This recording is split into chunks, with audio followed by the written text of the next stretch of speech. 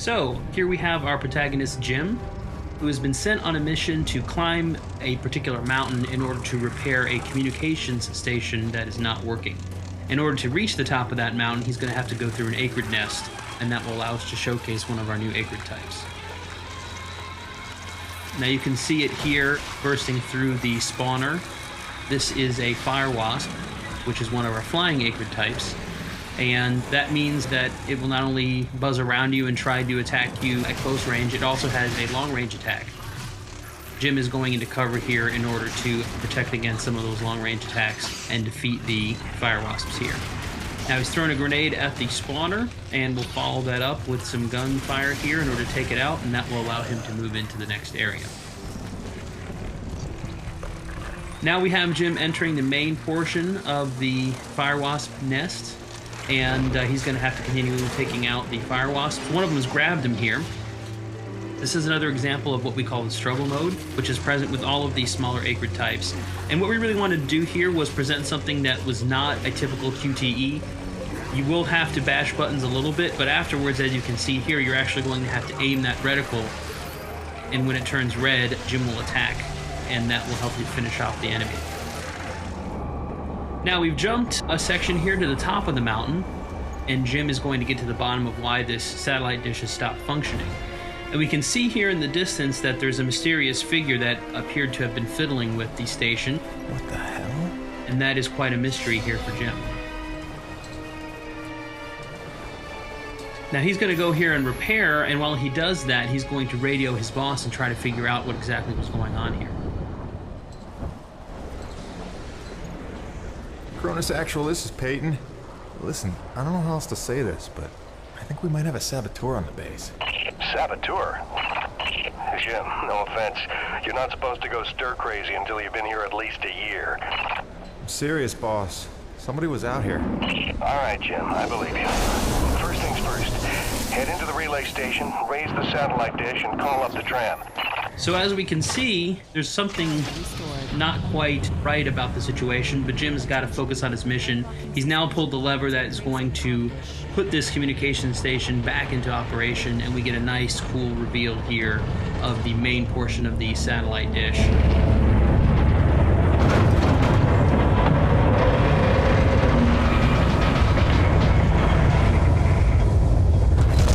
Comm dish locked and ready for transmission.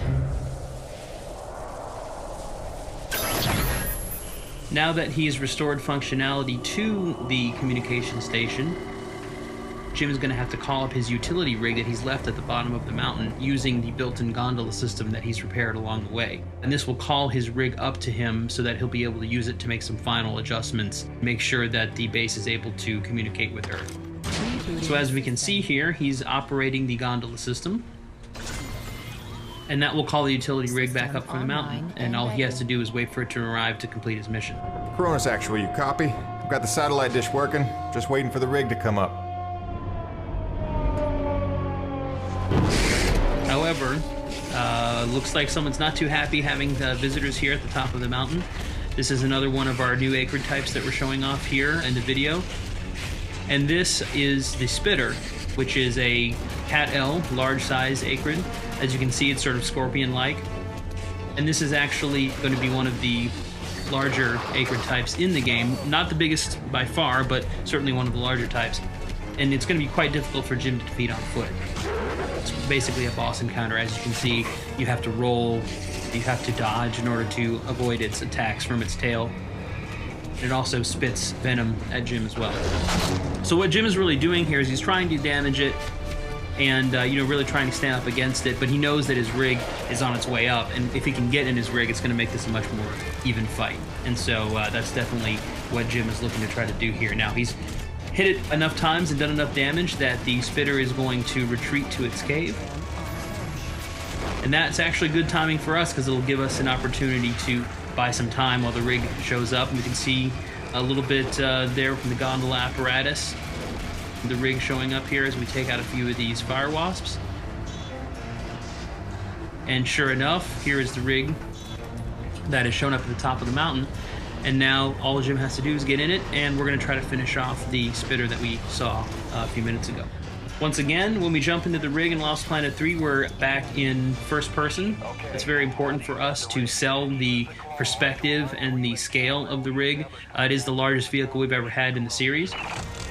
And here, Jim is going to use one of the upgrades that you get over the course of the game, which is called the winch.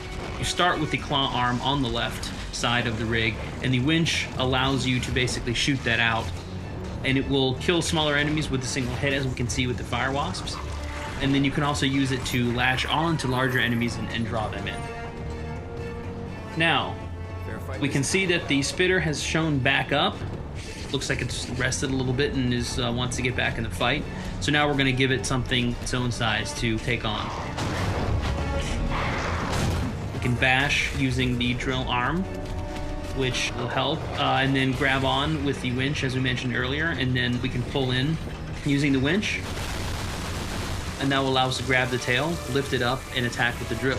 Now, important thing to note here, it's hard to tell a little bit from the video, but when you're actually playing the game, all of these things are their own unique controls. So when you grab onto the tail, you've got to use the trigger to grab, you've got to use the stick to lift the tail up, you have to use the right trigger to drill, and you have to aim the drill. So it's not a situation where the game's doing everything for you. We really want you to feel as though you're personally in control of this large rig.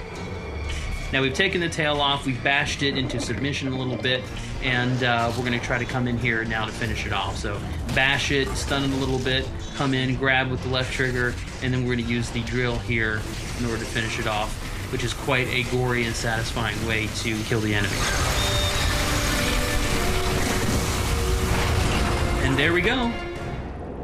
Before we finish out the video here, just going to play one of our cool cinematics here that's going to show a little bit more of the background of some of the characters and also give some hints at some of the mysteries that Jim and the others are facing here on EDN 3.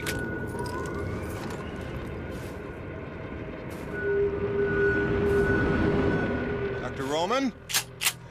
Drop your weapon! Whoa, whoa. Easy now, Doc. Who are you? Where'd you come from? I'm Jim Payton. Just here to check Where up... from? Coronis! What the hell, lady? Where else would I be from? Braddock sent me. I know you. Right. They came down with that creepy fella you don't like, with the big head. Just hitching a ride, I swear. I barely know the guy. You may be done aiming things at me now?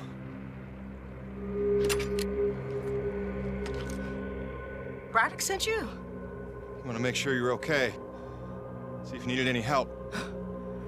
Touching concern after all these months. To what do I owe such an excess of caution? I might ask the same, Shotgun Sally. You've seen it then, haven't you? It? Someone in the distance. Watching. Hard to know what I saw. They say folks start to crack up. Out here in the white too long? Perhaps. Do you feel cracked? Can't say as I do. Then there's something the old man's not telling us. You realize that? Trying not to. I know how it is. You didn't come here to ask questions. But believe me, James, this place has secrets. Keep your eyes open, or they'll sneak up on you when you least expect it. It's all good and ominous, Doc. I'm just here to do a job. That's convenient.